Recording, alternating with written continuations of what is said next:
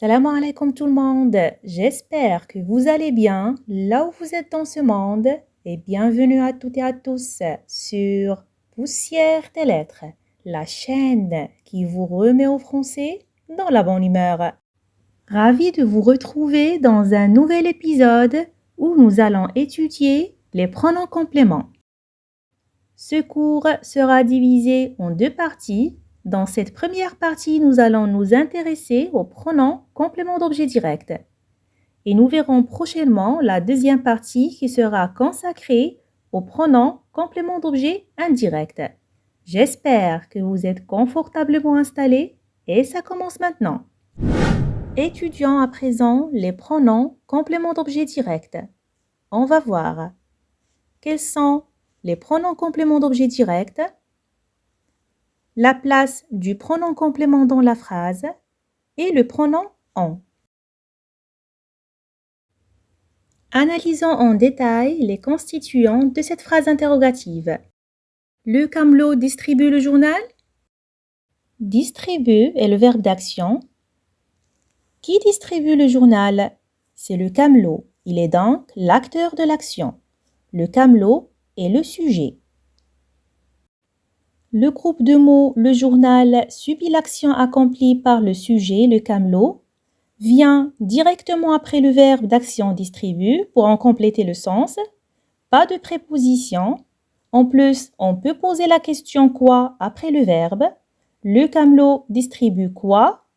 Le journal répond à la question quoi? Donc, le journal est un complément d'objet direct. Répondons d'abord à cette question. Le camelot distribue le journal? Oui, le camelot distribue le journal. C'est une réponse correcte, mais on remarque qu'il y a une répétition du groupe nominal le journal. Alors, comment peut-on éviter cette répétition pour donner plus de fluidité à notre réponse? Donc là, on peut employer un pronom complément d'objet direct pour remplacer le groupe de mots le journal qui se répète. Nous allons donc répondre « Oui, le camelot le distribue ». On a remplacé le complément d'objet direct le journal par le pronom « le ». Donc la question qui se pose, comment choisir un bon pronom et où le placer? Je m'explique. Puisque le pronom reprend ou bien remplace le complément d'objet direct, on va choisir alors le pronom en fonction du genre et du nombre du complément d'objet direct. Le journal est un groupe nominal masculin singulier, donc le pronom correspondant est le. On va placer bien sûr le pronom complément le juste devant le verbe. Oui, le camelot le distribue. Voyons maintenant les pronoms qui remplacent le complément d'objet direct. Commençons avec le premier pronom, le, qui devient l'apostrophe devant une voyelle ou un H muet. Prenons un exemple. Tu regardes le match? Tu regardes quoi? Le match répond à la question quoi? C'est un complément d'objet direct. Le match est un groupe nominal masculin singulier. On va le remplacer par le pronom le. Dans cette phrase, regarde est le verbe conjugué. Donc, on va placer le pronom le juste devant le verbe conjugué regarde. Oui, je le regarde. Passons au deuxième pronom, la, qui devient l'apostrophe devant une voyelle ou un H muet. Et prenons un exemple. Julie emmène Nadine au parc. Julie emmène qui? Nadine répond à la question qui, c'est le complément d'objet direct. Nadine est un nom féminin singulier. On va le remplacer par le pronom la. Julie l'emmène au parc avec l'apostrophe puisque le verbe emmène commence par la voyelle E. Terminons avec le pronom les et prenons un exemple. J'aime les bonbons. J'aime quoi? Les bonbons répond à la question quoi? Donc, les bonbons est le complément d'objet direct. Les bonbons est un groupe nominal masculin pluriel. On va le remplacer par le pronom les. Je place bien sûr les juste devant le verbe. Je les aime. Je récapitule. Les pronoms compléments d'objet direct, le la et l'apostrophe les, remplacent des personnes, par exemple Nadine, ou des choses, par exemple les bonbons. Le remplace un groupe nominal masculin singulier, la remplace un groupe nominal féminin singulier et l'apostrophe remplace un groupe nominal masculin ou féminin singulier devant une voyelle.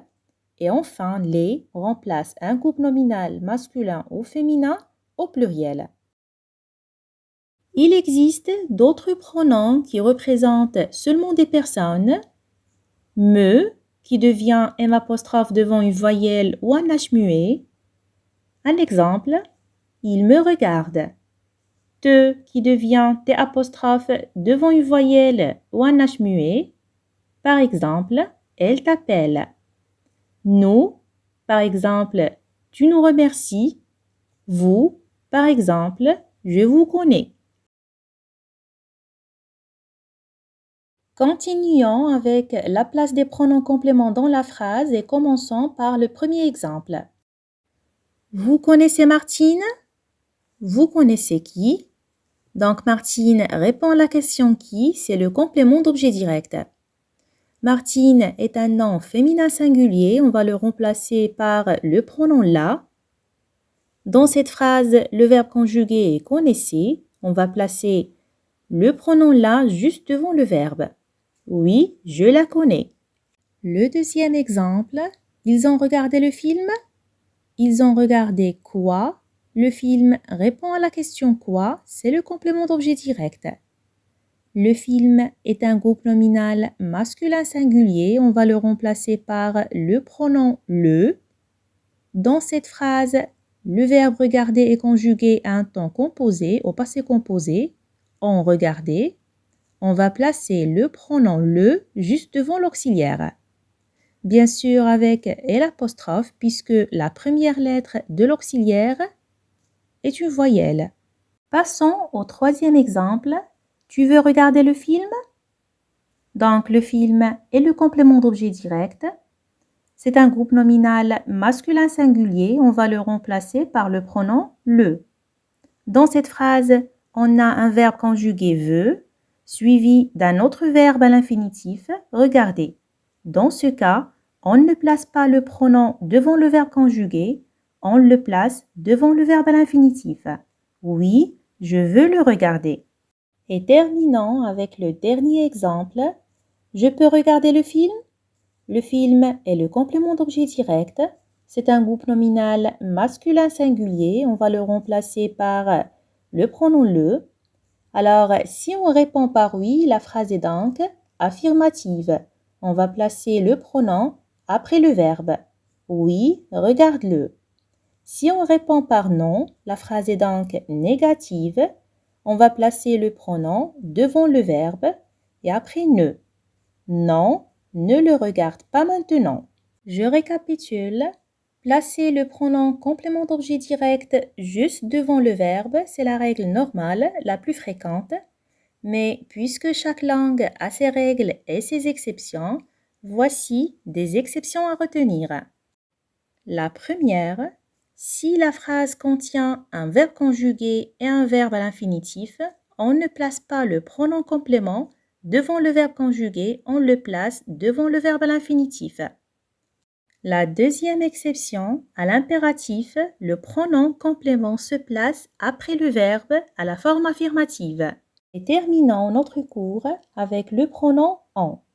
Alors, on emploie le pronom en si le complément d'objet direct est précédé d'un article indéfini, un, des, d'un article partitif, de la, de et l'apostrophe des, ou bien d'un article numéral, par exemple 1, 2, 10. Prenons des exemples pour mieux comprendre. Elle prend du sel, elle prend quoi? Du sel répond à la question quoi? C'est un complément d'objet direct. Il est précédé d'un article partitif du, donc on va le remplacer par le pronom en. Et toujours placer le pronom devant le verbe. Elle en prend. Un deuxième exemple. il donne des cadeaux. Il donne quoi? Des cadeaux, c'est un complément d'objet direct. Il est précédé d'un article indéfini, des. Donc, on va le remplacer par le pronom en. Il en donne. Le dernier exemple, il donne un cadeau. Il donne quoi? Un cadeau est un complément d'objet direct. Il est précédé d'un article numéral un. Donc, on va le remplacer par le pronom en. Il en donne un. Maintenant, c'est à vous de pratiquer. Observez, écoutez et répétez. Notre vidéo s'achève ici. Prenez soin de vous et on se dit à très bientôt pour une nouvelle vidéo.